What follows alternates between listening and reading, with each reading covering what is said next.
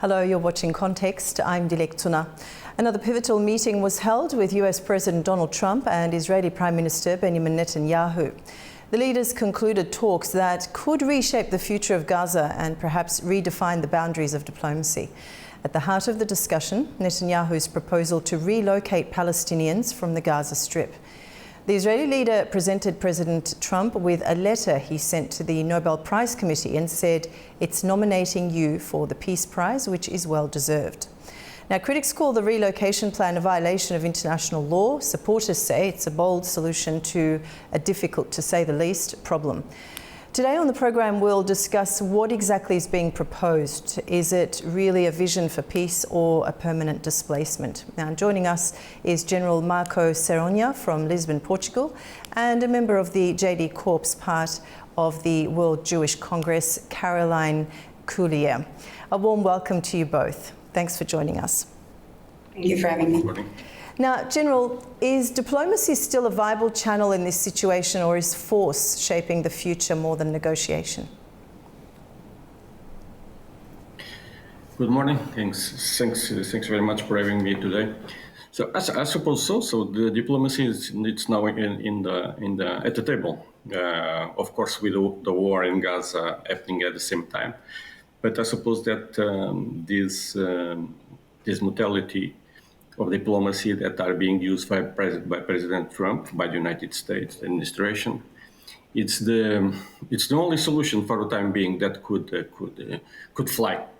So it's very important for the United States, for this administration to have a ceasefire agreement, because it's something that President Trump has promised a long time ago, and it's important for him, not only for the security and establish to a stable region, the Middle East, but also for internal purposes in the United States also. So I suppose that's what we have in the table. Of course, the discussions between the parties are not easy, as we know from the past.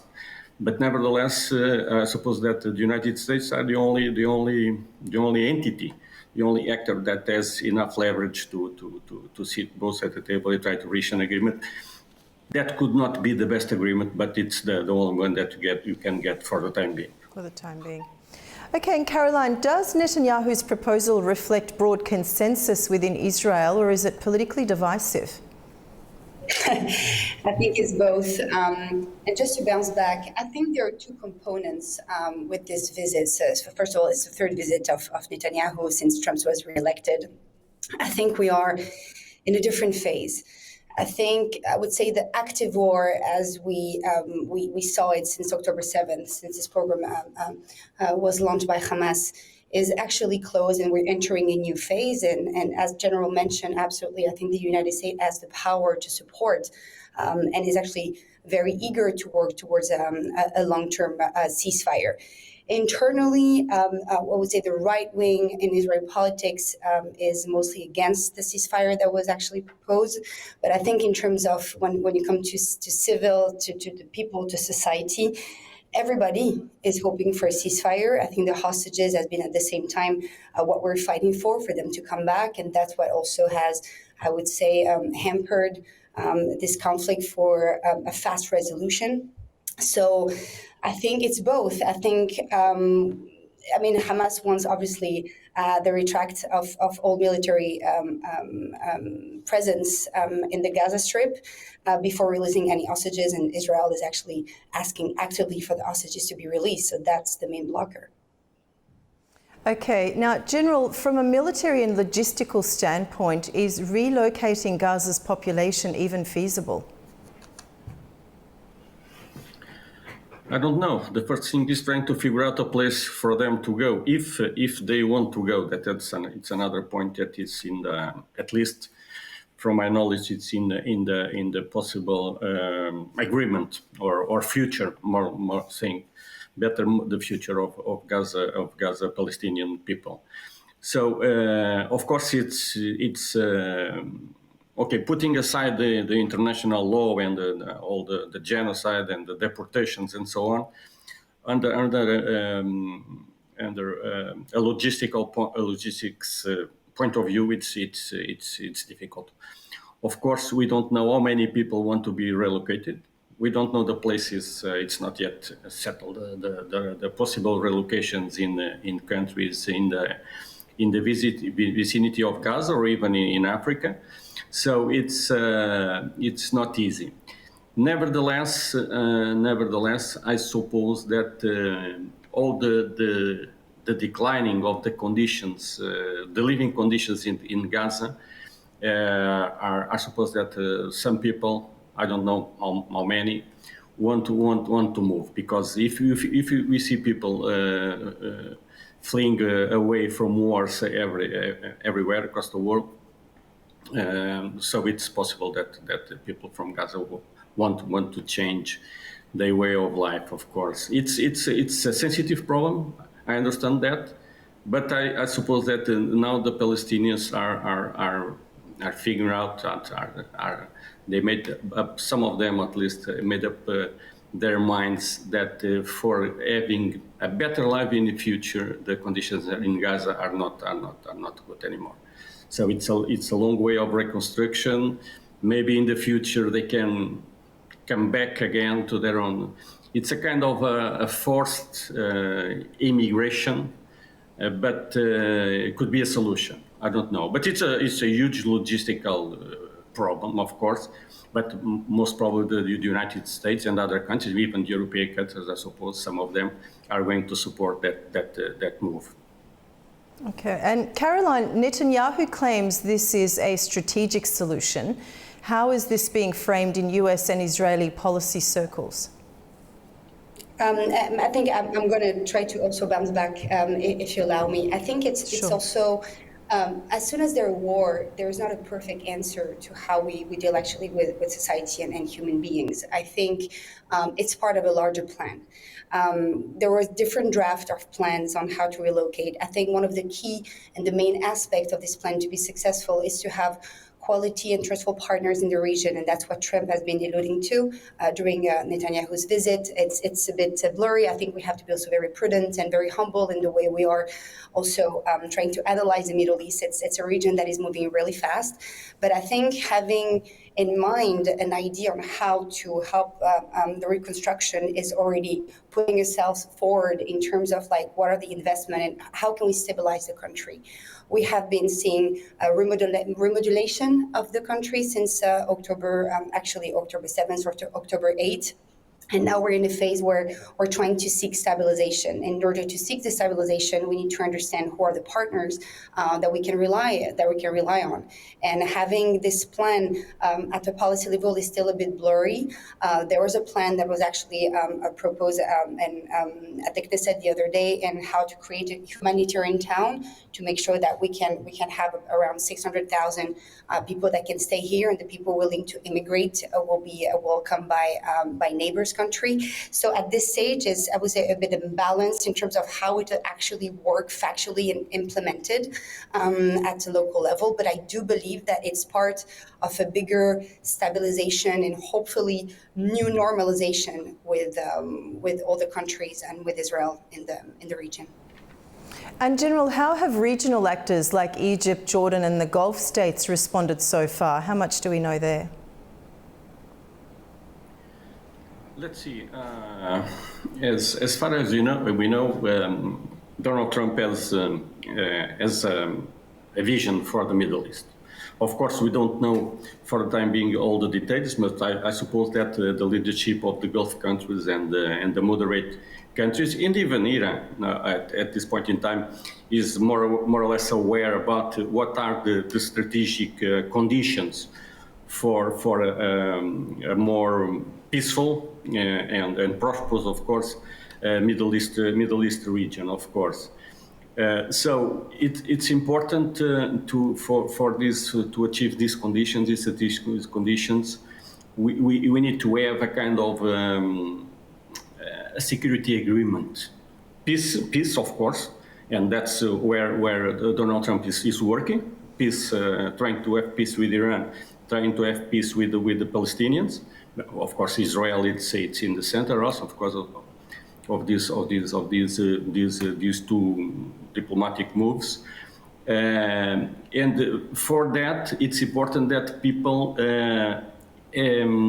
at some point have to agree with a security framework, of course. I don't know if it's enough, the Abraham Accords agreements. Maybe yes, maybe something more has to be done.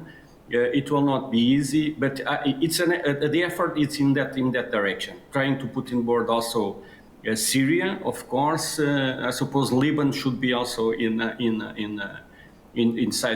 all this framework, of course. The big question is Iran. It's easy to get them on board in the first agreement, maybe not. Of course, the diplomatic discussions with Iran are not finished. The nuclear program it's fundamental, of course, in this move. But nevertheless, I suppose that what we call the moderate Arab countries in the region are very much in line with this. People know, and the governments also in the region know that to have a more prosperous situation, more business, security, energy security for everybody, we need a Middle East stable. It's not easy, but it's the end state of this. And so, of course, in this package, a political solution for Palestine should be also addressed. I don't know if it's two states. I suppose that two states for the time being is not possible. The Palestinian Authority has to work on their own capabilities to run the West Bank. Gaza will see, but nevertheless, it's a package, a full package with a lot of things that the United States. Of course, the United States need also other partners, Europeans, most probably China, Russia. Let's see what happens. But the conditions now, I suppose, are setting to have a better situation in the future. But the problems are still there, of course. Okay. And Caroline, do you believe the relocation plan is compatible with democratic values and human rights? I will definitely answer on that, if you allow me. I think there are three main important components to what General just said, and also how to shape the region. I think, first of all, Bibi Netanyahu said it during his visit at the White House. He said that he is okay with, and he wants Palestinians to actually govern themselves. He just don't want Palestinians to actually attack Israel, which is the first point. And I think this is how also it's shaping a third narrative in terms of how this Palestinian state, recognizable and official, could be actually implemented and governed. The second thing is the Abraham Accords were specifically made to actually push, I would say, aside the American influence, which is also very interesting. And the third component to it is that until now, even myself, I was always telling myself, trust is a key component for, as you were saying, like moderate countries or Arab countries around, or willing or not willing to work with Israel. But at the same time, when we saw what's been happening, especially with the Iran war, the 12-day war, we saw that Israel actually has been imposing itself as a key artery of the Middle East, and also a very strong partner. And at this point, it's not trust that is actually, I think, more important. It's actually strength and power, and how to organize countries around this new power. Like, you're either with me or you're either against me. And I think it's going to play a huge, I would say, paradigm shift in mindset in the countries, including Iran proxies in the region. Okay, and you said you'd come back to this. I'm just interested in your view. Do you believe the relocation plan is compatible with democratic values and human rights? What are we talking about, democratic values? I think it's the first time in a war that we're asking actually the other side to feed and to find solutions. I think having at least a plan to help human beings trying to relocate or in time for actually to rebuild, it's actually, it fits really well with democratic values. Okay, and General, would such a move reduce or increase long-term security risks for Israel? I mean, could this policy ignite a broader regional conflict or invite retaliatory moves from armed groups? Let's see. It's difficult to forecast that, but nevertheless, I suppose that the big issue for Israel, for the security of Israel, it's if the Palestinians continues to accommodate terrorist groups inside or running the power in Gaza or in the West Bank. That's we have seen that that's a no-go for Israel. So we have two important things in this policy. The first one, it's the Palestinians to make their own mind that to have a better future, they have to rely in non-terrorist organizations, of course, to run politically their ground. That's the first one. The other problem is if the people that are going to move or want to move carry with them the Hamas and the Islamic Jihad and other groups like that, because that will be a problem for the hosts, the countries that are going to host. Of course, that's the reason, the main reason, because Jordania, Egypt, and others don't want more Palestinians. Is normally the Palestinians refugees take with them or are inside them the armed groups, Hamas and others as we know. And so it's the main point is that the Palestinians also figure out that could be the last occasion, the last time to move to another a more light, a more bright future, and they have to think about that. And even if the things, the moving policy, the movement, the immigration works well, maybe in the future they can be back to Gaza again after the reconstruction and after the political solution. So okay. It's two important things: Palestinians without terrorism. That's important. It's not easy, we know. And the other one is the security situation should be comfortable for Israel. Otherwise, it will be impossible to have peace. Okay. And Caroline, how does the global Jewish community respond to such a policy, especially in light of historical displacement?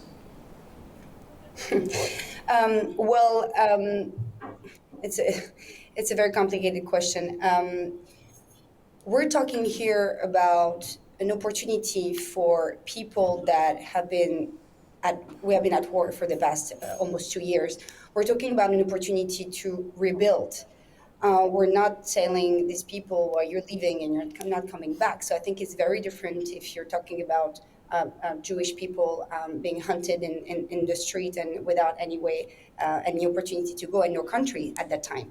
So I think the idea is that we are helping, and probably maybe it's a unique opportunity actually to provide a chance for the Gaza and the Palestinian people, for Gaza and the Palestinian people to actually rule with a political government.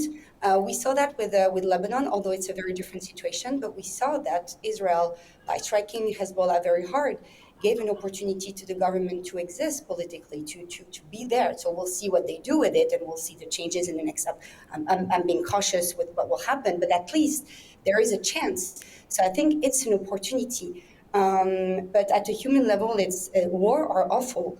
I mean, I think every people beyond being Jewish, no one can be happy about seeing a war anywhere in the world. Absolutely. Okay, now the Netanyahu's proposal doesn't exist in a vacuum. Any attempt to relocate Palestinians, especially from a blockaded enclave like Gaza, has regional reverberations. Now, General, Egypt has remained largely silent, but historically it has rejected absorbing Gaza's population. Now, what role might Cairo play or refuse to play in this plan? Well, we know that the United States and Israel and others are trying to find other solutions. Not only it's impossible to host all the people in the same country. That will be difficult. special for Egypt and Jordania, of course. Jordania has 3 million, I suppose, of Palestinians living there. So it's more than almost half the population or something like that.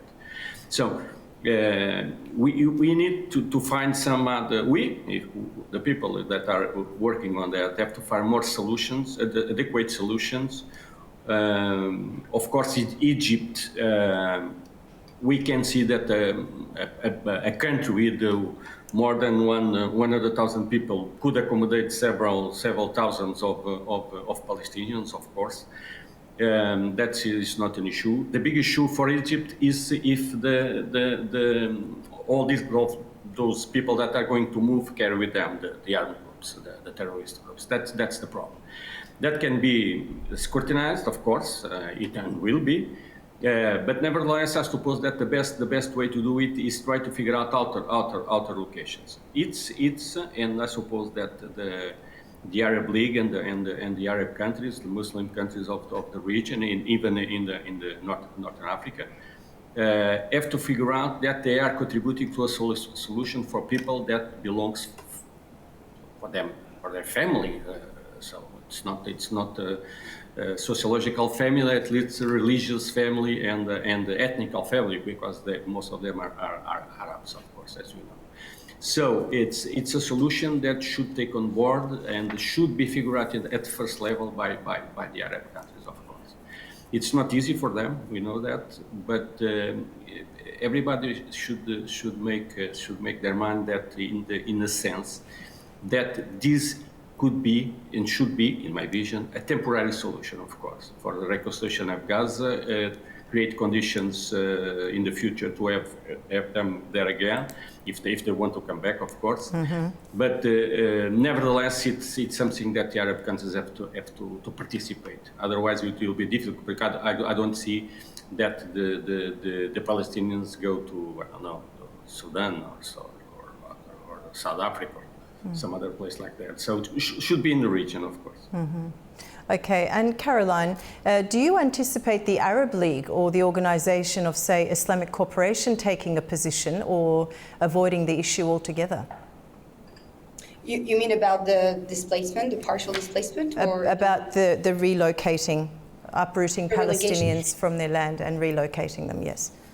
Yeah, for sure. I think the fear, it's a historical fear, in fact, that if you move the Palestinian, then there is an acceptance of also Israel existence, especially in the Arab League's mindset and language. So I'm pretty sure they can take a stance. But again, I think there is also a counterpower with Iran's recent weakness, the Abraham Accords, and also the necessity to change things also for Palestinian. I think it's pushing for new solutions. When we're saying it's just temporary, I don't see it as a temporary thing. I see it as a phase.